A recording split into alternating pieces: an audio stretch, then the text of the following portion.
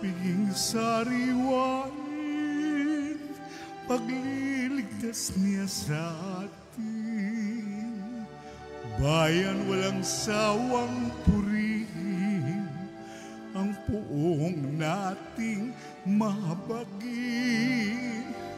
Bayan isayaw ang damdamin, kandili niya'y ating awitin. Bayan muling magtipon, awitan ng Panginoon. Sa piging sariwain, pagliligtas niya sa atin. Sa piging sariwain, pagliligtas niya sa atin.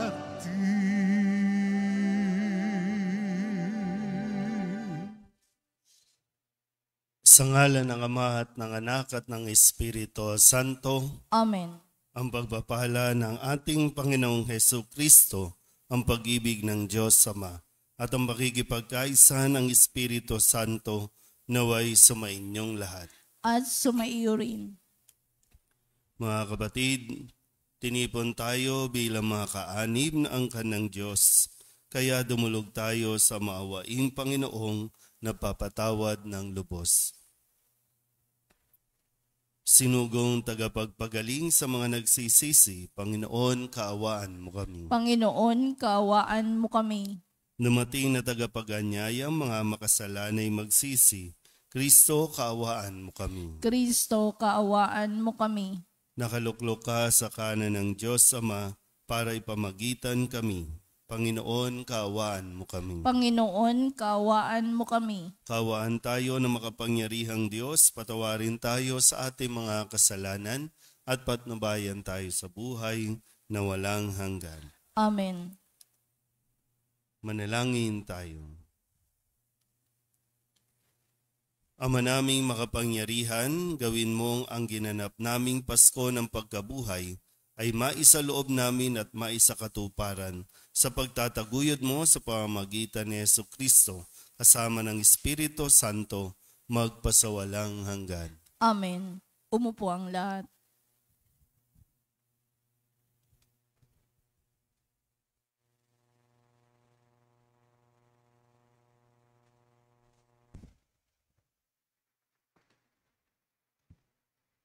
Pagbasa mula sa mga gawa ng mga apostol. Pagdating namin sa Roma, si Pablo'y pinahintulutang umupa ng sariling tirahan kasama ang isang kawal na pinakatanod niya. Makaraan ng 3 araw, inanyayahan ni Pablo sa isang pulong ang mga pangunahing Hudyo sa lungsod.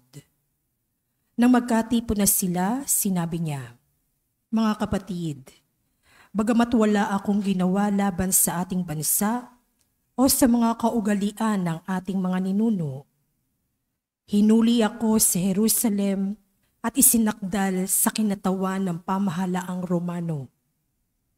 Matapos akong litisin, ako sana'y palalayain na sapagkat wala naman akong ginawa na dapat parusahan ng kamatayan. Ngunit tumutol ang mga Hudyo, kaya't napilitan akong dumulog sa emperador, bagamat wala akong sakdal laban sa ating mga kababayan. Nagagapos ako ng tanikalang ito dahil kay Jesus, ang pag-asa ng Israel. Iyan ang dahilan kung bakit hiniling kong makausap kayo." Humigit kumulang sa 2 taon. Sa 2 taong nanirahan si Pablo sa Roma, sa bahay na kanyang inuupahan, at tinanggap niya ang lahat na nagsadya sa kanya. Hayagan at walang sagabal na nangangaral siya tungkol sa paghahari ng Diyos at sa Panginoong Hesus Kristo. Ang salita ng Diyos. Salamat sa Diyos. Salmong tugunan ang atin pong itutugon. Poon ang mga mabuti ay kapiling mo parati. Tayo pong lahat. Poon ang mga mabuti ay kapiling mo parati. Ang Panginoong Diyos ay matatagpuan sa banal na templo, at doon naman sa mataas na langit, naroon ang trono. At magbuhat doon ay pinagmamasdan ang lahat ng tao. Walang maliligid anuman ang gawin ng lahat ng ito. Tugon. Poon ang mga mabuti ay kapiling mo parati. Lahat ng mabuti, pati ang masama, ay sinisiyasat. Namumuhing lubos siya sa suwail na wala ng batas. Ang poon ay tapat, sa gawang mabuti siya'y nalulugod. At sa piling niya, mabubuhay silang kanya'y sumusunod. Tugon. Poon ang mga mabuti ay kapiling mo parati. Tumayo ang lahat.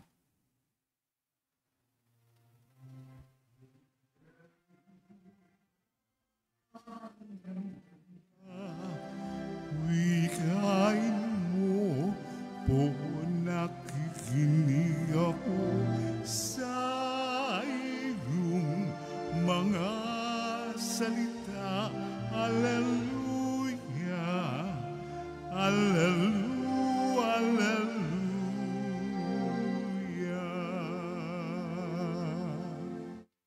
Sumainyo ang Panginoon. At sumaiyo rin. Ang mabuting balita ng Panginoon ayon kay San Juan. Papuri sa iyo, Panginoon. Noong panahong iyon, lumingon si Pedro at nakita niyang sumusunod ang alagad na minamahal ni Jesus. Yaong humilig sa dibdib ni Jesus nang sila'y naghahapunan at nagtanong, Panginoon, sino po ang magkakanulo sa inyo? Na makita siya ni Pedro, tinanong nito sa Jesus, Panginoon, ano po naman ang mangyayari sa taong ito? Sumagot si Jesus, kung ibig kong mabuhay siya hanggang sa pagbabalik ko, ano sa iyo? Sumunod ka sa akin.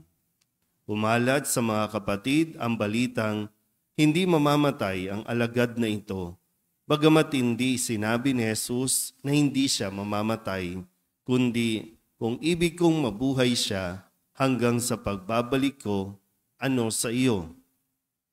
Ito nga ang alagad na nagpapatotoo tungkol sa mga bagay na ito.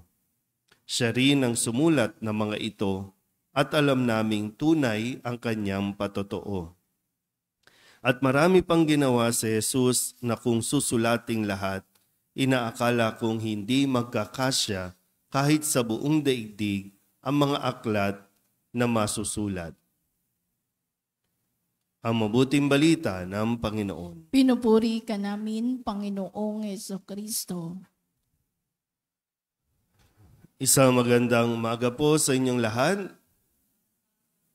Ngayon po ay Sabado ng ikapitong linggo ng Pasko ng Pagkabuhay, huling araw bago po ang pagdiriwang ng pagbaba ng Espiritu Santo, ang ipinangako ng Diyos na matapos na siya ay umakyat, ay bababa naman ang patnubay upang gabayan ang mga alagad sa kanila pong magiging mga misyon at responsibilidad habang sila po ay naririto sa sanlibutan.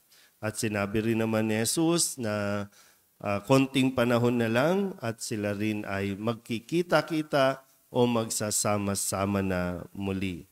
Muli sa atin pong mga natanggap na mga salita, sa buong linggong ito, atin pong balikan at nawa ay may maiwan sa atin mga isipan, may maiwan po sa atin na magagamit natin na mga kung sakali na kailangan natin may paghugutan ay ang mga salita ni Jesus. Hindi ko alam kung sa inyo ba na madalas na nagsisimba araw-araw, meron ba kayong mga naaalala mga salita ni Jesus?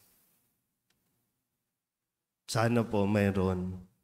Lalo na sa mga panahon at sitwasyon na medyo naguguluhan tayo sa buhay.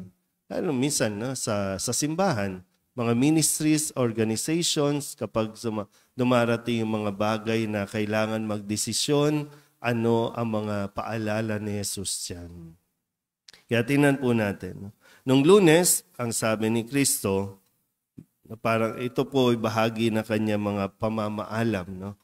Ang sabi ni Kristo, mayroon kayong kapighatian dito sa sanlibutan. Meron kayong mga nararanasan. Meron kayong mga problema. Meron kayong mga pinagdaraanan. Pero hindi naman niya inalis yun at hindi yan aalisin. Pero ang sabi niya, lakasan ninyo ang inyong loob. Lakasan ang loob. So pinapauna na. Wala naman taong ipinanganak o nabuhay sa mundong ito na hindi nagkaroon ng problema. Mapabata man o pinakamatanda sa atin, mayroong problema. Pero ang kailangan, lakasan lagi ang loob. Dahil ito ang sabi niya, no, napagtagumpayan na niya yan. Naranasan na rin naman ni Jesus yan. So bakit kayo hihinto? Dahil lamang sa problema?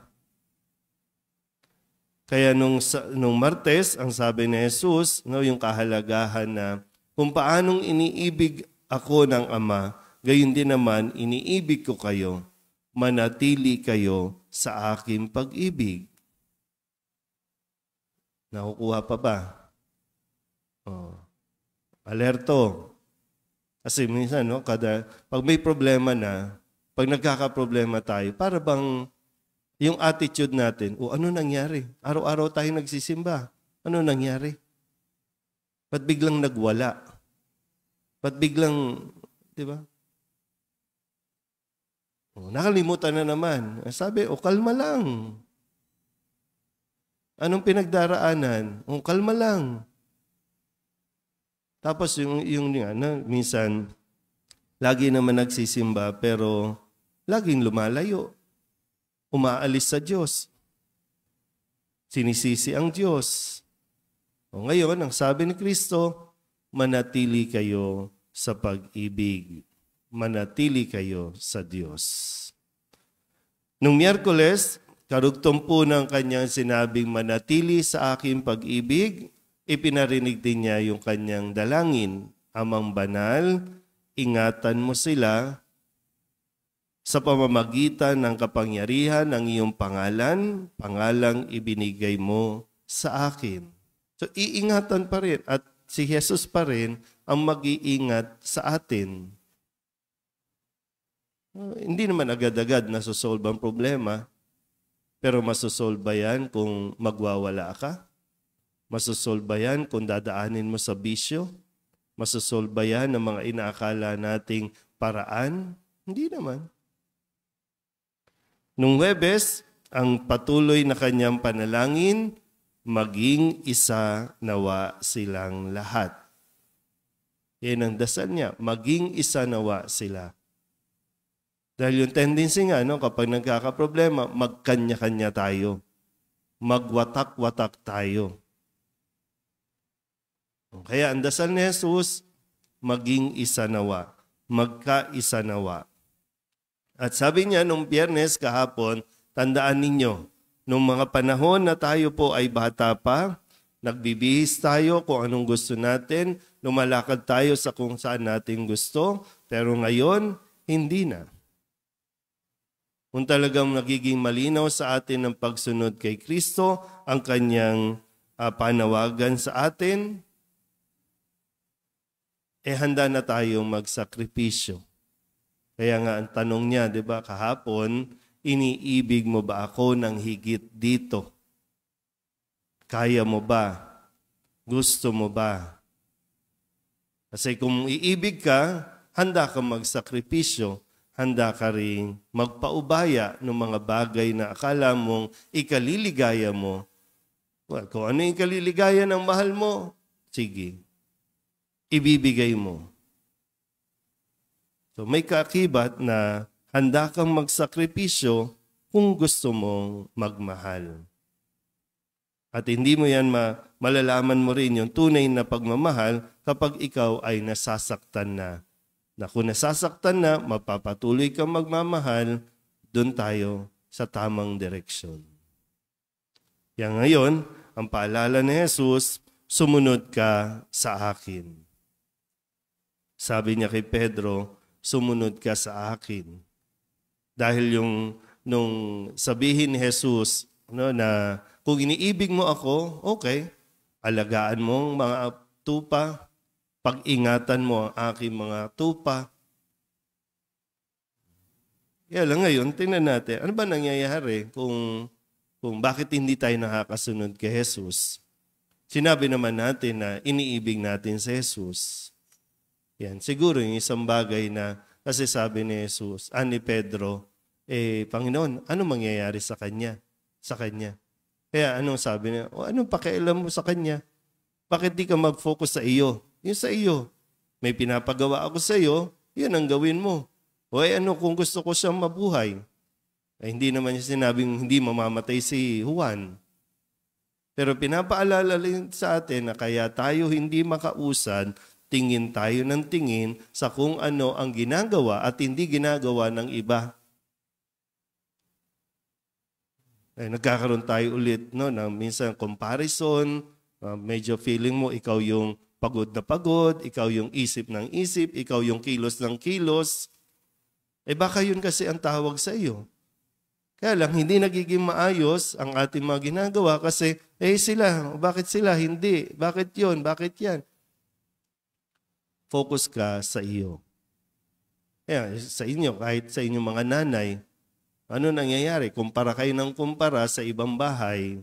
Kumpara kayo ng kumpara. Bakit sila? Bakit yung anak niya? Bakit yung ano? Bakit di mo tutukan ng anak mo? Bakit hindi mo tutukan ng asawa mo? Bakit di mo tutukan ng trabaho mo?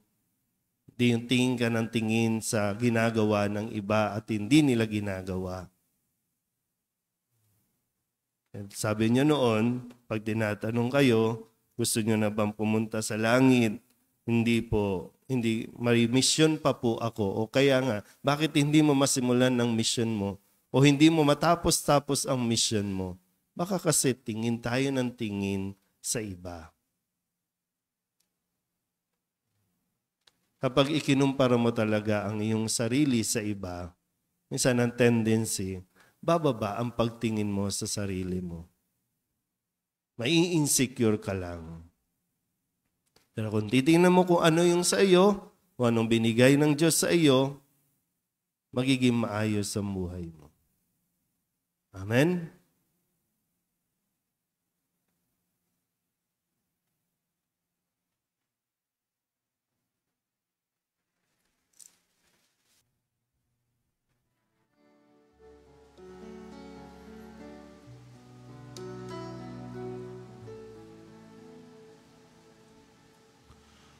Panginoon, aming alay, itong alay at tinapay sa altar mo.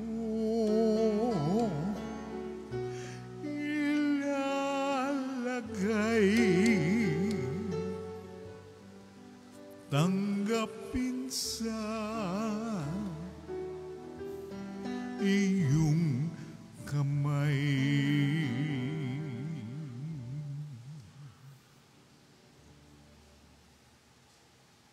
Manalangin kayo mga kapatid upang paghain natin ay kalugdan ng Diyos sa mga makapangyarihan. Tanggapin nawa ng Panginoon itong pag-ahain sa iyong mga kamay, sa kapurihan niya at karangalan sa ating kapakinabangan at sa buong sambayanan niyang banal.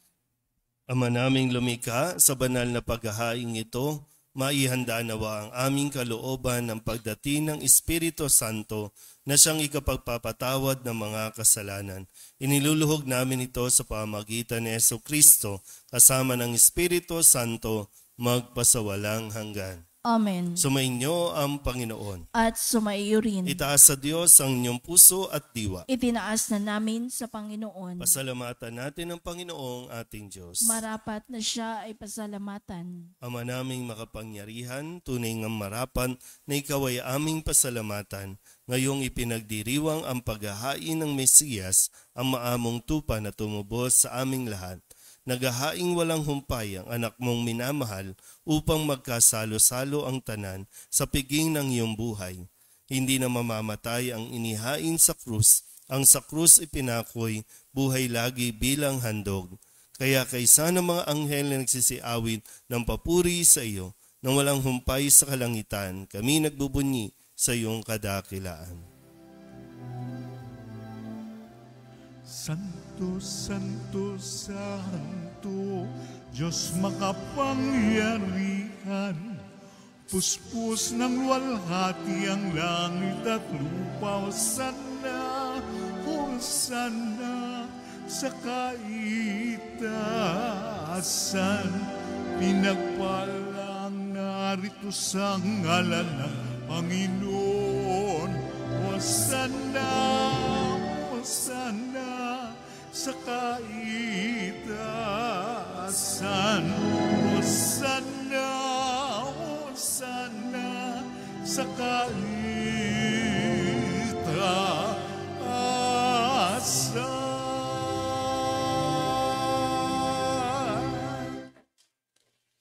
Ama naming banal, ikaw ang bukal ng tanang kabanalan. Kaya't sa pamamagitan ng iyong Espiritu, gawin mong banal ang kaloob na ito upang para sa aming maging katawan at dugo ng aming Panginoong Hesu Kristo. Bago niya pinagtiis ang kusang loob na maging handog, inawakan niya ang tinapay, inasalamatan kaniya, pinaghati-hati niya iyon, iniabot sa kanyang mga alagad at sinabi, "Tanggapin ninyong lahat ito at kanin, ito ang aking katawan na ihahandog para sa inyo."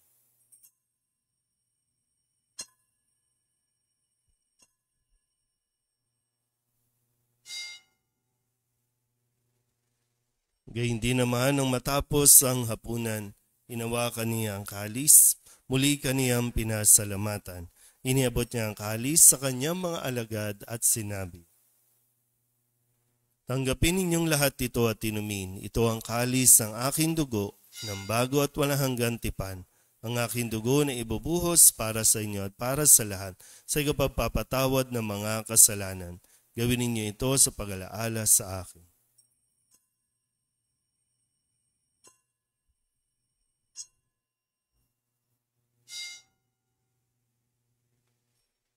Ipagbunyi natin ang misteryo ng pananampalataya. Si Kristo'y namatay, si Kristo'y nabuhay, si Kristo'y babalik sa wakas ng panahon. Ama, ginagawa namin ngayon ang pag-alaala sa pagkamatay at muling pagkabuhay ng iyong anak, kaya tiniaalay namin sa iyo ang tinapay na nagbibigay buhay at ang kalis na nagkakaloob ng kaligtasan. Kami nagpapasalamat dahil kami iyong minarapat na tumayo sa harap mo para maglingkod sa iyo. Isinasamo namin kami magsasalo-salo sa katawan at dugo ni Kristo ay mabuklod sa pagkakaisa sa pamamagitan ng Espiritu Santo. Ama, lingapin mo ang iyong simbahang laganap sa buong daigdig. Puspusin mo kami sa pag-ibig kay San Francisco na aming Papa at ni Jose na aming Obispo at ng Tanang Kaparian. Alalahanin mo si Mariano na tinawag mo mula sa daigdig na ito. Nung siya'y binyagan, siya'y nakaisa ni Kristo sa pagkamatay. Ngayong siya'y pumanaw, naway makaisa siya ni Kristo sa pagkabuhay. Alalahanin mo rin ang mga kapatid naming nahimlay na may pag-asang sila'y muling mabubuhay, gayon din ang lahat ng mga pumanaw. Hawaan mo sila at patuloyin sa iyong kaliwanagan. Hawaan mo at pagindapating kaming lahat na makasalo sa iyong buhay na walang wakas. Kaysa ng mahal na Birhen Maria na ina ng Diyos, ng kabiyak ng puso niyang si San Jose. Kaysa ng mga apostol at ng lahat ng mga banal na namuhay dito sa daigdig ng kalugod-lugod sa iyo, may pagdiwang nawa namin ang papupuri sa ikararangal mo sa pamamagitan ng iyong anak na aming Panginoong Hesu Kristo. Sa pamamagitan ni Kristo, kasama niya at sa Kanya, Ang lahat ng parangal at papuri ay sa iyo, Diyos Amang makapangyarihan, kasama ng Espiritu Santo, magpasawalang hanggan. Amen.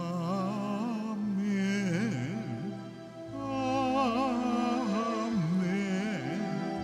Amen.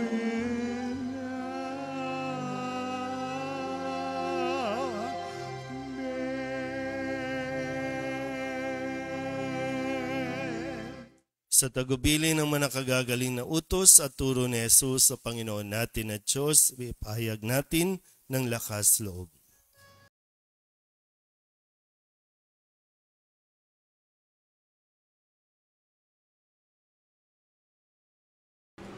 Ama namin, sumasalangit ka, sambahin ang ngalan mo, mapasa amin ang kaharian mo, sundin ang loob mo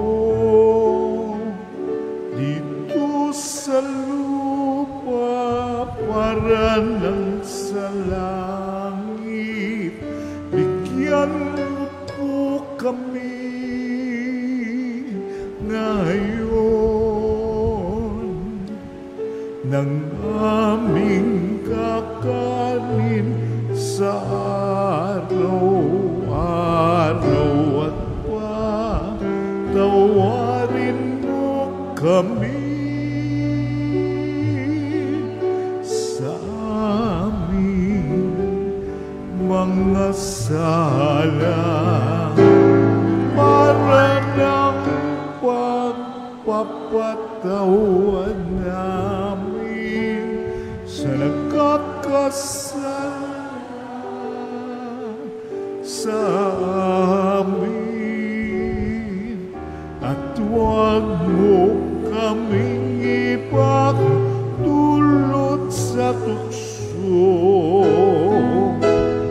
at iadya mo kami sa lahat ng masama.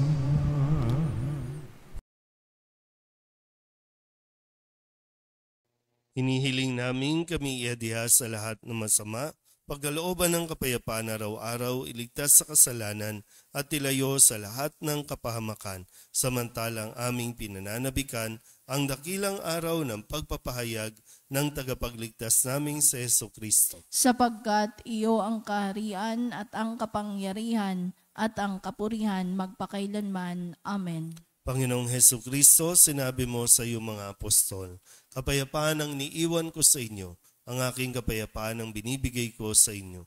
Tunghayan mo ang aming pananampalataya at huwag ang aming mga pagkakasala.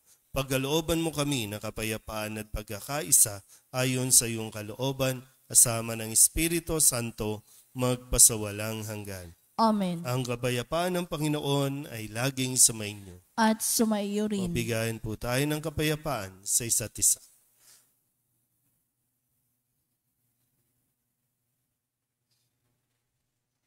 Kordero ng Diyos na nag-aalis ng mga kasalanan ng sanlibutan, maawa ka sa amin.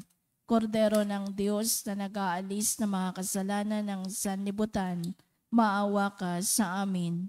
Kordero ng Diyos na nag-aalis ng mga kasalanan ng sanlibutan, ipagkaloob mo sa amin ang kapayapaan.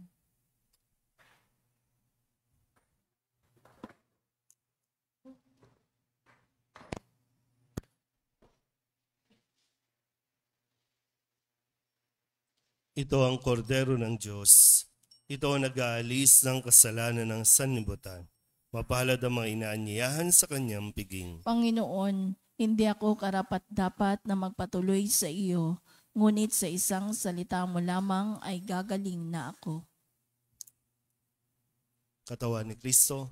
Amen.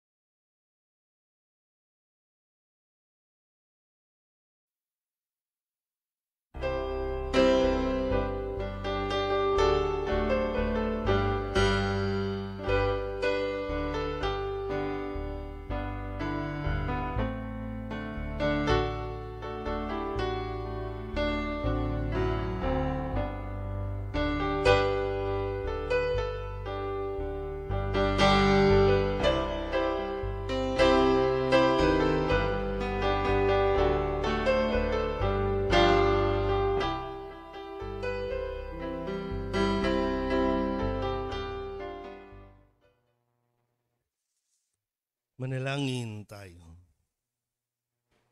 Ama naming mapagmahal, pahintulutan mo sa aming pagdalangin, kaming itinawid mo mula sa luma patungo sa bago, na dulot ng banal na salo-salo, ay makapagbago nawa sa aming kalooban sa pagsisikap naming ang lumay talikdan sa pamamagitan ni Jesucristo, kasama ng Espiritu Santo, magpasawalang hanggan. Amen. Sumainyo ang Panginoon. At sumaiyo rin. At pagpalain kayo ng makapangyarihang Diyos, Ama at Anak, at Espiritu Santo. Amen. Tapos ng banal na misa, humayo tayo sa kapayapaan ni Kristo. Salamat sa Diyos. Magandang umaga po.